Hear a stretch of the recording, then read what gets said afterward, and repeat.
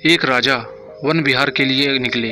राजा शिकार का पीछा करते हुए अपना रास्ता भटक गए और घने जंगल में जा पहुंचे। रास्ता साफ नहीं दिख रहा था, ना ही कोई साथी था। रात हो गई थी, जंगल के हिंसक पशु दहाड़ने लगे थे। राजा डर गए और रात्रि बिताने के लिए किसी आश्रय की तलाश करने लगे। ऊंचे पेड़ पर चढ़कर देखा तो उत्तर दिशा में किसी झोपड़ी में दीपक जलता दिखाई दिया। राजा उसी दिशा में चल पड़ा और किसी वनवासी की झोपड़ी में जा पहुंचा।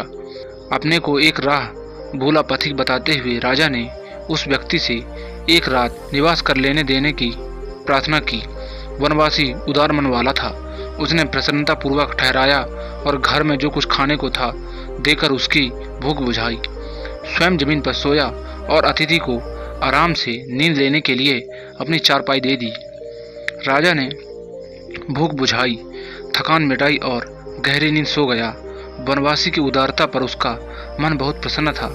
सवेरा होने पर उस वनवासी ने सही रास्ते पर छोड़ आने के लिए सांस चलने की सहायता भी की।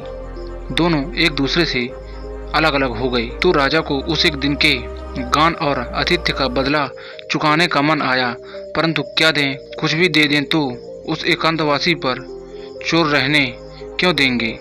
इसीलिए ऐसी भेंट देना चाहिए जिसके चोरी होने का डर भी न हो और आवश्यकता अनुसार उससे अवश्य राशि उपलब्ध होती रहे। उसी जंगल में राजा का एक विशाल चंदन उद्यान था। उसमें बढ़िया चंदन से सैकड़ों पेड़ थे। राजा ने अपना पूरा परिचय वनवासी को दिया और अपने हाथ से लिखकर उसे चंदन उद्यान का स्वामी बना दिया। दोनों संतोष पूर्वक अपने अपने घर चले गए। वनवासी लकड़ी बेचकर गुजारा करता था। उसने लकड़ी का कोयला बनाकर बेचने में कम श्रम पड़ने तथा अधिक पैसा मिलने की जानकारी प्राप्त कर ली थी। वही रीति नीति अपनाई।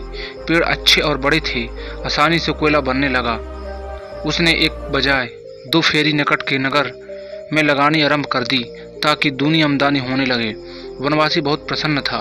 अधिक पैसा मिल जाने पर उसने अधिक सुविधा सामग्री खरीदनी आरंभ कर दी और अधिक शौक से और मौज से रहने लगा। 2 वर्ष में चंदन का प्राय पूरा उद्यान कोयला बन गया। एक ही पेड़ बचा। कुछ प्राप्त करने के लिए पेड़ से एक डाली काटी और उसे ही लेकर नगर चला गया। लकड़ी में से भारी सुगंध आ रही थी।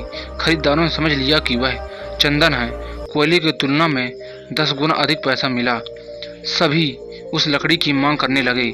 कहा कि भीगी लकड़ी के कुछ दाम कम मिले हैं, सूखी होने पर उसकी और भी अधिक कीमत देंगे।